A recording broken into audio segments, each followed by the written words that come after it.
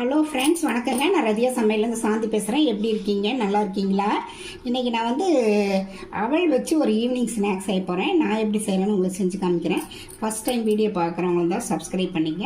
பக்கத்தில் இருக்க பெல் பட்டனை கிளிக் பண்ணிங்கன்னா நான் போடுற வீடியோலாம் உங்களுக்கு உடனுக்குடன் செய்கிறேன். வாங்க வீடியோக்குள்ளே போகலாம். நான் இந்த மாதிரி கப்பில் ஒரு 1.5 கப் எடுத்துக்கலாங்க. இது நைஸ் அவல் தான். சும்மா ஒரு 10 நிமிஷம் ஊறினா போதும். அதே இது கெட்டி அவலாக ஒரு 20 நிமிஷம் ஊறணும். இதில் கொஞ்சம் போட்டு நம்ம தண்ணி ஊற்றி வச்சிடலாங்க. தண்ணி ஊற்றி வச்சு ஒரு 10 நிமிஷம் அப்படியே ஊறட்டுங்க. இன்னொருங்கிற அளவுக்கு ஊற வச்சா போதுங்க.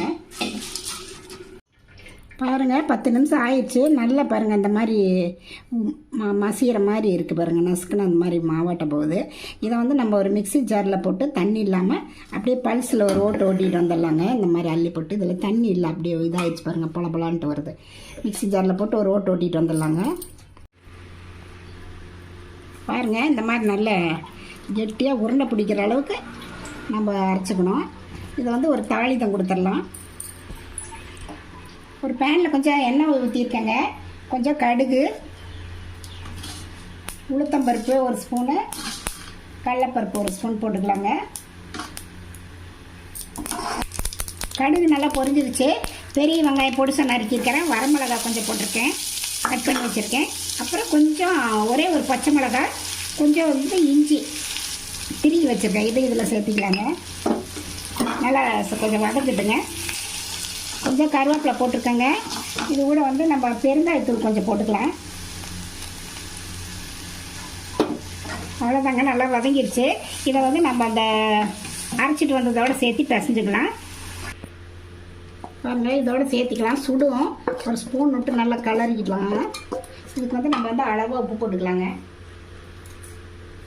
போட்டு எல்லாம் சேர்த்து ஒன்றா பிசைஞ்சுக்கலாம். பாருங்கள், இந்த மாதிரி நல்லா பிசைஞ்சு வச்சுட்டேன். இட்லி பானையில் கொஞ்சம் நான் தண்ணி ஊற்றி வச்சுருக்கேன், மிதங்குற அளவுக்கு. அப்புறம் இதில் ஒரு இட்லி தட்டை மேல் தட்டத்தில் துணியை நினச்சி இந்த மாதிரி போட்டுக்கலாம். போட்டு இதை கொஞ்சம் கொஞ்சமாக சின்ன சின்ன பாலாக ஒட்டிக்கலாம். தண்ணி தொட்டோம்னா கையில் ஒட்டாது. இந்த மாதிரி விட்டு விட்டு போட்டுக்கலாம்.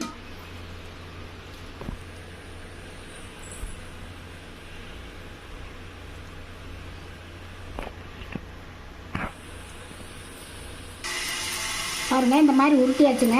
இதை அப்படியே மூடல் மாதிரி வச்சு நம்ம இட்லி பானையில் வச்சிடலாம். வச்சுட்டு ஒரு 5 நிமிஷம் வெந்ததுன்னா போதுங்க. ரொம்ப நேரம் வேக வேண்டியதில்லை.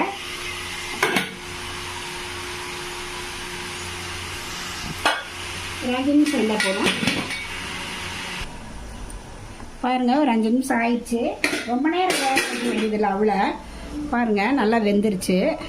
இதை நம்ம ஆற விட்டுக்கலாங்க. ஒரு வேறு தட்டத்தில் போட்டு ஒரு பாத்திரத்தில் 3 ஸ்பூன் எண்ணெய் ஊற்றி வச்சுருக்கேங்க. கொஞ்சம் கடுகு 1 ஸ்பூன் போட்டிருக்கேன். கடலைப்பருப்பு 1 ஸ்பூனு, உளுத்தம்பருப்பு 1 ஸ்பூனு. இதெல்லாம் நல்லா கொஞ்சம் பொரியிட்டுங்க.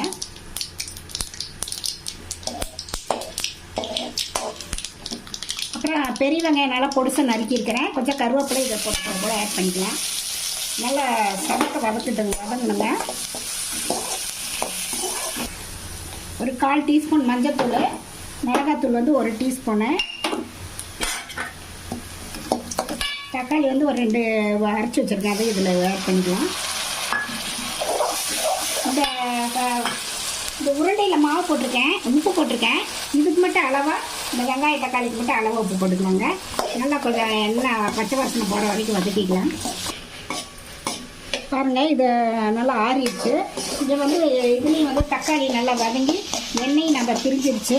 இந்த ஸ்டேஜில் நம்ம அந்த உருண்டையில் இதில் ஆட் பண்ணிக்கலாம். உருண்டை இதில் அப்படியே ஆட் பண்ணிக்கலாங்க. உடையாமல் அப்படியே ஜென்டிலாக கிளறிடலாங்க.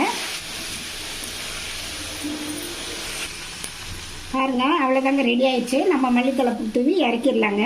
இது நம்ம டின்னராகவும் யூஸ் பண்ணிக்கலாம், ஈவினிங் ஸ்நாக்ஸாகவும் குழந்தைகளுக்கு செஞ்சு கொடுக்கலாம். ஏன்னா அவள் ரொம்ப அயன் சத்து நிறையா இருக்குது. இந்த வீடியோ பிடிச்சிருந்தீங்கன்னா ரதியா சமையலுக்கு சப்ஸ்கிரைப் பண்ணுங்கள், லைக் பண்ணுங்கள், ஷேர் பண்ணுங்கள். அடுத்த வீடியோவில் வேறு ரெசிபியோடு சந்திக்கிறேன். வணக்கங்க.